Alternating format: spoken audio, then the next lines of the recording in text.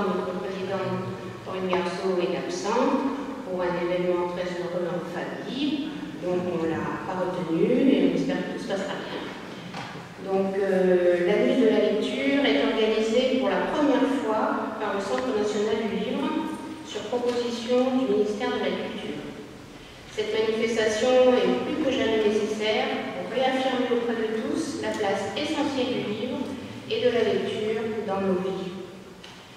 Comme l'a d'ailleurs souhaité le président de la République en déclarant pour 2022 la lecture grande cause nationale. Les médiathèques, bibliothèques, librairies, musées, tous les lieux culturels sont invités à mettre à l'honneur au cours de cette soirée le plaisir de lire et de partager, amour des livres et livres sur l'amour. Thème de cette édition. Pour nous, un livre s'est tout de suite imposé, Âme brisée de Akira Mishubayashi, un écrivain japonais s'exprimant aussi et rédigeant en langue française. Sorti en 2019, il a été un véritable coup de cœur pour bon nombre de lecteurs. L'auteur compose ici une magnifique parabole sur le pouvoir de la mémoire, de la musique et de l'amour. Comment alors ne pas penser à nos artistes qui sont là ce soir, les corps de buissonnière. Merci à toutes les musiciennes d'être venues partager avec nous cette soirée et illustrer leur talent et leur sensibilité artistique. Tout le pouvoir de quelques morceaux de musique. Je vais juste passer la parole à Françoise Maurière, qui est la présidente de leur association, qui souhaitait vous dire quelques mots sur son association. Merci Patricia de nous accueillir dans ce beau lieu qui est cette église de Brie, mais très fraîche quand même, parce que je vais vous expliquer mes copines que je vais vous présenter. Eh bien, elles se sont joignées tout cet après-midi. Donc, je dis tout ça, pas juste pour l'anecdote, c'est parce que les cordes se désaccordent au fur et à mesure, et donc, normalement, on devrait filer comme ça tout le spectacle, mais il se peut, et donc je vous préviens à l'avance, il se peut qu'on soit obligé de s'arrêter pour réaccorder. Hein. Alors c'est un petit inconvénient, mais ne soyez pas surpris, c'est comme ça. Alors, les Cordes Buissonnières, nous sommes une association donc, de l'île des Bagnacs, et je vous présente tout de suite mes copines violonistes, et aussi notre pianiste Evelyne, violoncelliste Patricia, les violonistes Karine, Claire, Nathalie, Florence et notre directrice artistique, notre coach Brigitte. Alors simplement ce soir, je sais qu'il est question bien sûr de l'âme, et l'âme du violon aussi. Savez-vous ce que c'est que l'âme?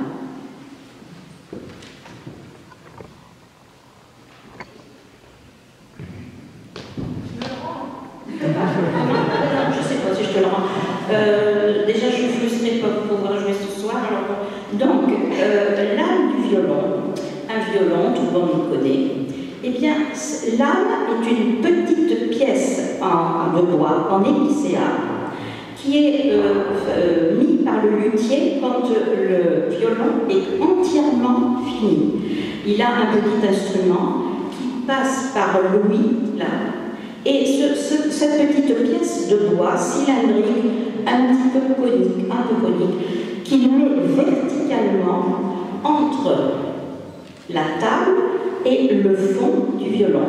Et c'est cette petite âme du violon qui tient tout le violon. C'est pas collé rien du tout. C'est-à-dire que la table repose sur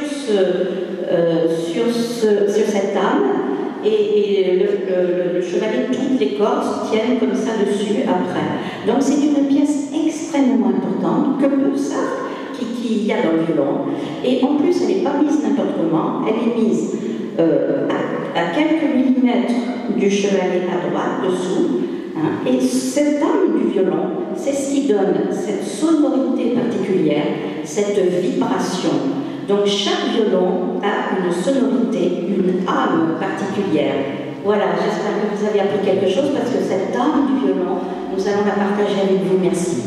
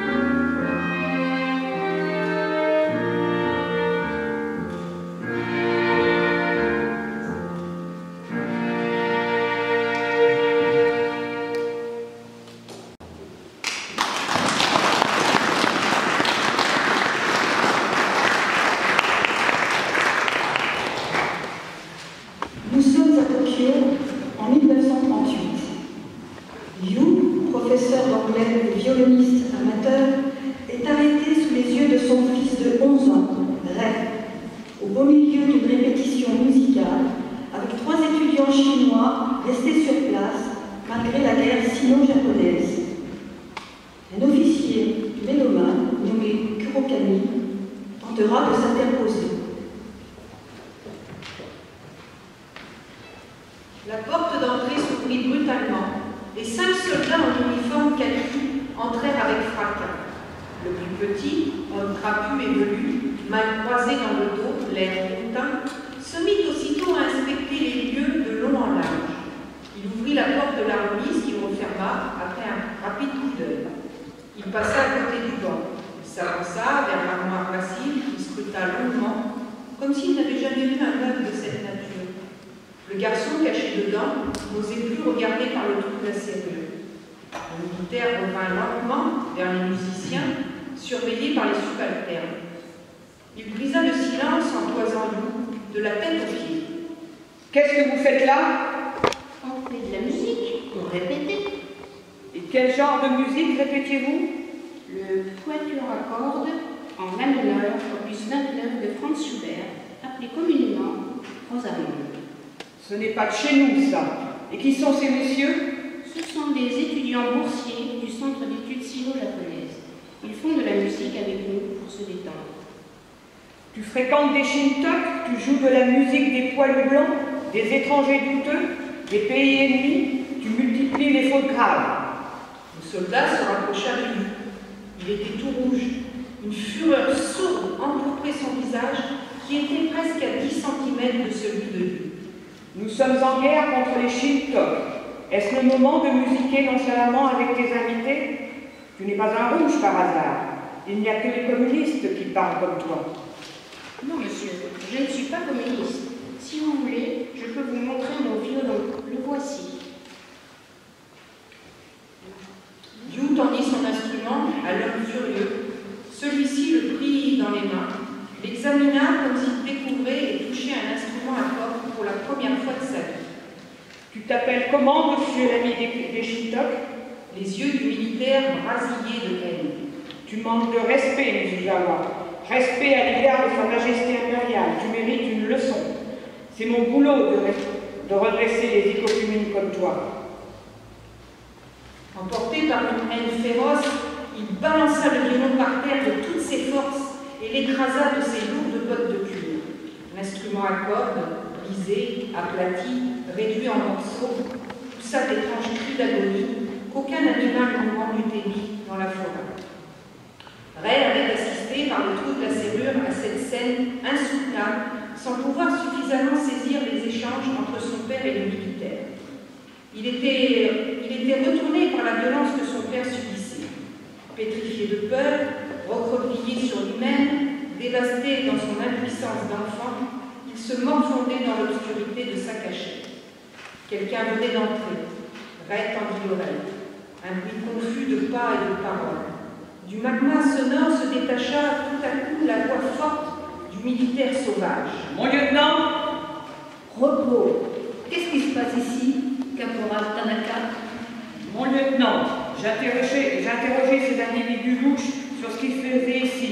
Ils prétendent faire de la musique ensemble. Mais personnellement, je suis tenté de croire qu'ils tenaient là une réunion clandestine, qui dissimulait sous l'apparence d'une répétition de musique. Pourquoi ce violon bousillé? C'est moi qui l'ai fait, mon lieutenant. Pourquoi? Parce que celui-là a tenu des propos irrespectueux à l'égard des soldats de Sa Majesté impériale. Vous ne savez donc pas, capitaine Tanaka, ce que peut coûter un violon, ce qui peut contenir des formes humaines? J'ai voulu, mon lieutenant, corriger un malotru, un icocumine, un communiste qui fait de la musique avec les shintok, alors que nous sommes en guerre. Le lieutenant se retourna vers l'homme qui lui demanda poliment le nom de l'œuvre qu'il répétait. Le quatuor à cordes de Schubert, opus 29, D 804, monsieur. Rosamunde? Oui, c'est ça. Vous connaissez? Oui, un peu. C'est une œuvre magnifique. C'est donc votre violon? Oui. Il est dans un piteux état, Le lieutenant voyait à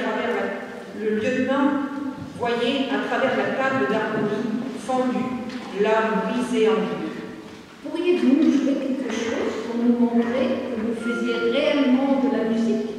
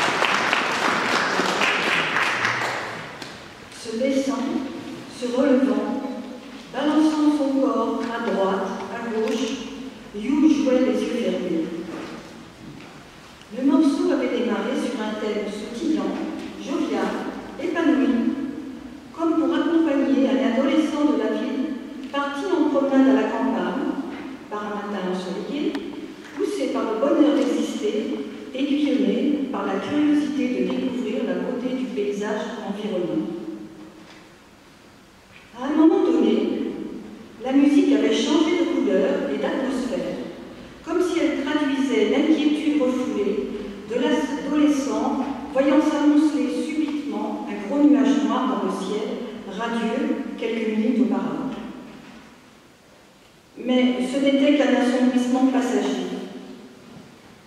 Peu après, le thème enjoué du début revenait. Combien de fois l'avait-on entendu déjà, ce motif souriant, pétillant?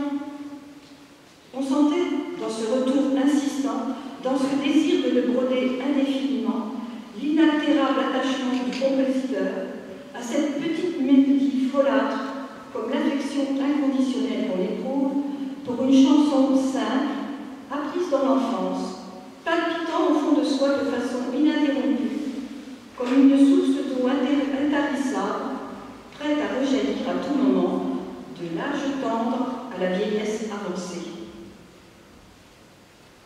Mais il fallait que la balade prit fin. La musique ralentit brusquement. Le corps du violoniste, oscillant de droite à gauche à droite, s'inclina tout à coup comme s'il lui fallait concentrer toute son énergie sur la définition de la dernière apparition du thème, jusque-là façonné de plusieurs manières, subtilement différenciées. Le morceau avait duré 3 minutes. 3 minutes pendant lesquelles les notes de musique s'égrenaient comme une enfilade de gouttes d'eau argentées sur une feuille de bambou après une forte averse. Lorsque l'archèvre se détacha des cordes, la dernière note fut suivie d'un long silence.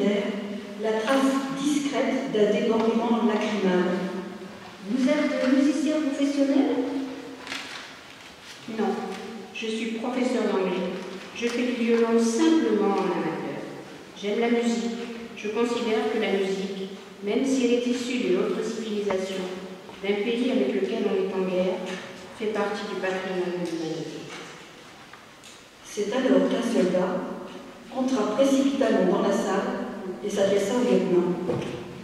Mon lieutenant, je suis chargé de vous transmettre un ordre du quartier général. Oui, quel est cet ordre? Tous les suspects doivent être emmenés sans exception au quartier général, mon lieutenant.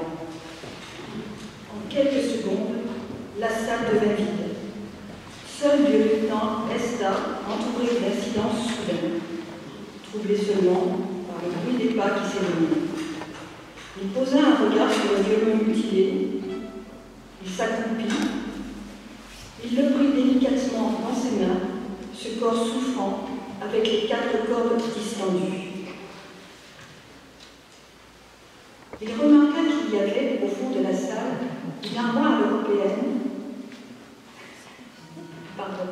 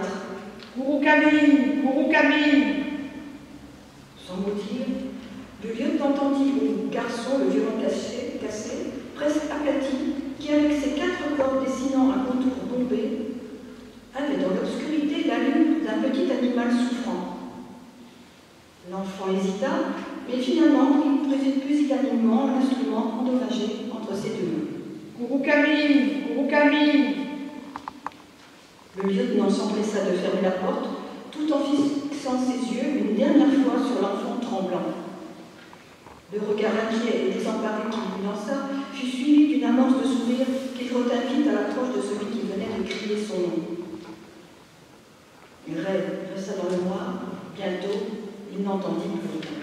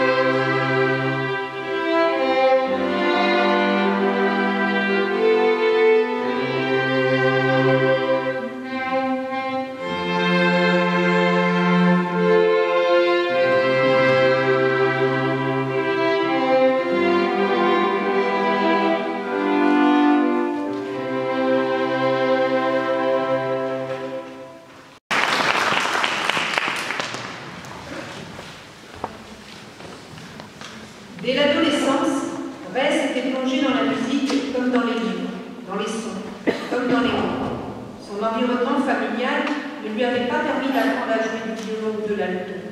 Il s'était tourné vers la fabrication d'instruments à cordes.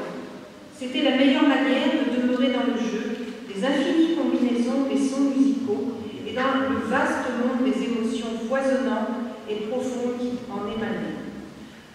Lorsqu'il en avait parlé à son père adoptif, celui-ci lui dit que le meilleur choix était certainement de s'engager sur le chemin qui s'imposait, écouter la voix qui s'élevait de la profondeur de ses énergies vitales. Sinon, ton ombre ne te suivra pas, elle sera séparée de toi. En 2003, Ray prit connaissance dans un article consacré à Midori Yamazaki, premier prix au concours international de violon à Berlin, dans lequel elle évoquait son grand-père, grand mélomane, qui avait été officier dans l'armée de terre. Frappé par la coïncidence, Ray se décida, après hésitation, à écrire à Midori. Celle-ci lui répondit qu'en effet, son grand-père était bien Kento Kurakami. Ray éprouva comme une brûlure d'estomac, une chaleur acide, à la fois intense et diffuse, qui vous monte à la gorge. Un énorme bloc d'émotions glacées se mettait à fondre, peu à peu, sous l'effet de cette chaleur intérieure dormante. Semblable à celle d'un ours noir d'Amérique en somnolence hivernale, s'éveillant lentement, s'activant progressivement, au fur et à mesure de l'arrivée tant attendue du printemps. Le temps se défossilisait, recommençait à trembler.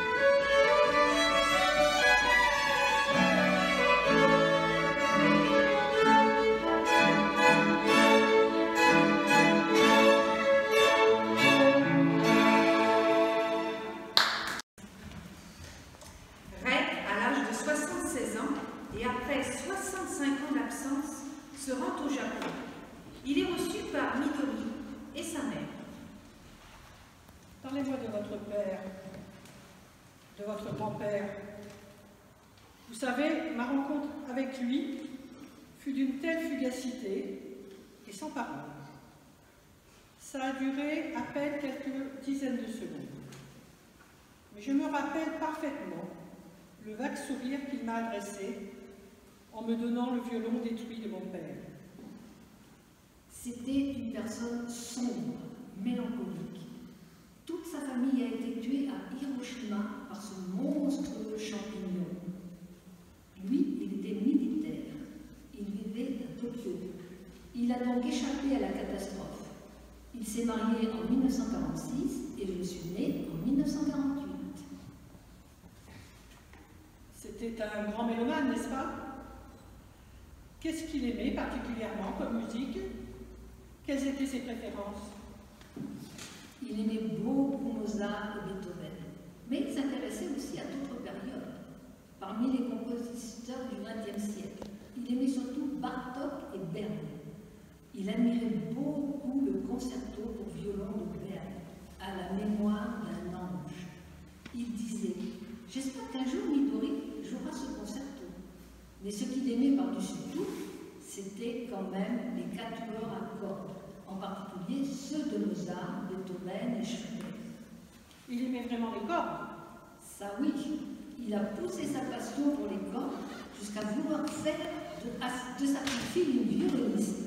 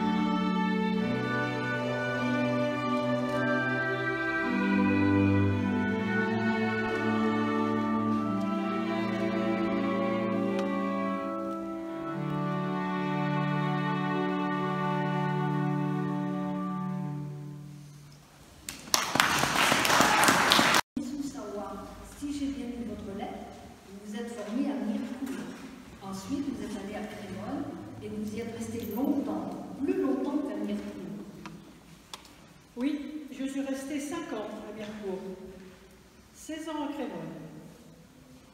Beaucoup de luthiers français apprennent leur métier à Mirecourt. Mais dans mon cas, il fallait que j'aille me former à Crémone aussi.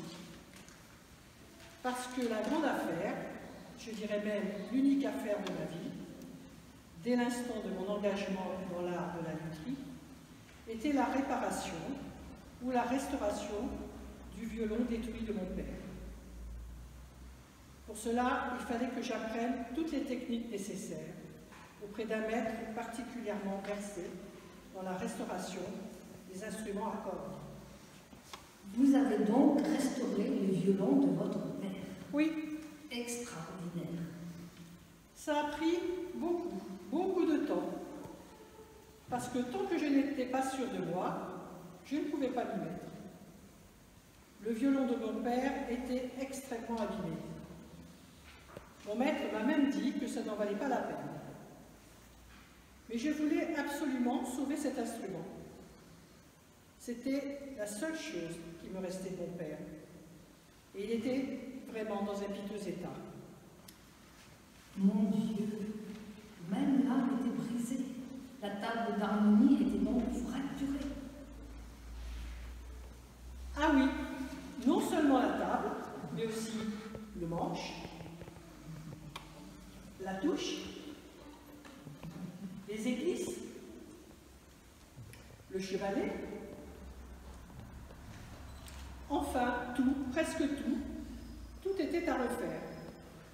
Le dos aussi était abîmé, mais moins.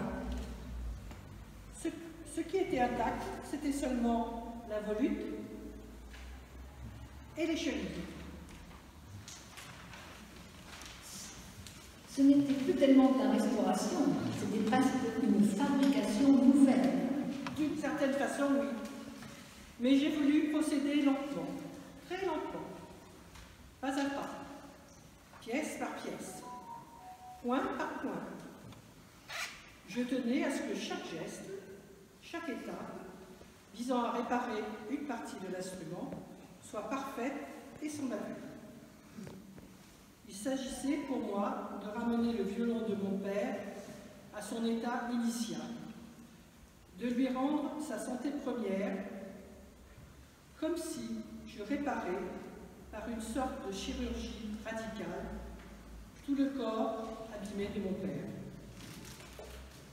Empêché par une émotion silencieuse qui le secouait en lui, tordant le cœur, Ray cessa de parler.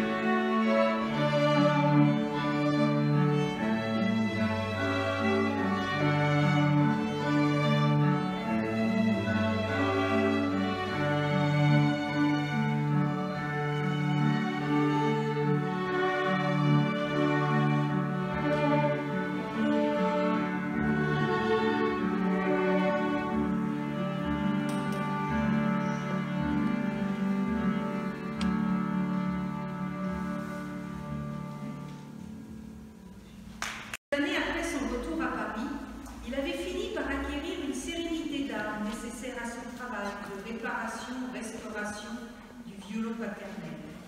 Une longue période était passée dans la solitude de son atelier, face à l'instrument mutilé qui, lentement, très lentement, retrouvait son visage initial et la brillance de sa santé recouvrée. Eh bien, je vous confie ce violon. Je vous le laisse. Je serai heureux si vous l'aidiez à s'épanouir et à grandir. Je vous assure, monsieur Mizusawa, tout violoniste professionnel aurait envie de jouer dessus. Il a été sauvé par votre grand-père. Votre grand-père a voulu que vous fassiez du violon. Vous êtes devenue une violoniste de renommée internationale. Il est normal que je vous le laisse. Si vous pensez qu'il peut faire corps avec vous, pour faire naître une musique à votre gré, le violon de mon père serait beaucoup plus heureux chez vous que chez moi. Il a besoin de s'exprimer. Oh, monsieur Mizusawa.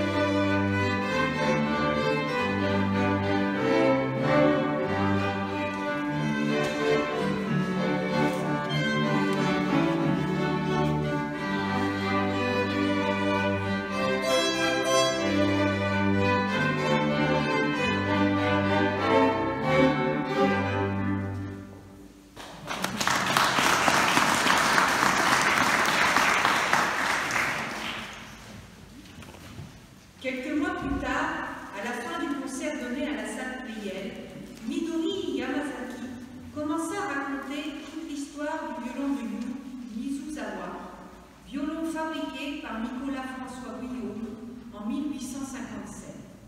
Et en conclusion, Ce petit garçon qui tremblait de peur dans l'armoire et qui a reçu de la main de mon grand-père ce violon cassé de son père est donc devenu luthier et a consacré sa vie à le restaurer.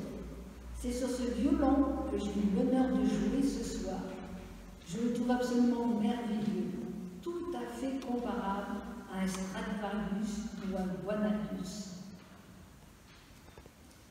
Son métier de luthier, celui de rendre les sons de l'âme, de la vie intérieure, de la plus noire mélancolie comme la joie la plus profonde, grâce aux compositeurs du passé et du présent, et par la médiation des interprètes hors pair, à travers les instruments qu'il fabriquait après tant d'années d'apprentissage, de tâtonnement, d'hésitation, de recherche, après tant d'efforts déployés dans l'étude patiente et passionnée des grands modèles, des maîtres anciens, après surtout une vie entière passée en compagnie du violon de son père, au demeurant assez ordinaire, à réparer, à restaurer et à soigner.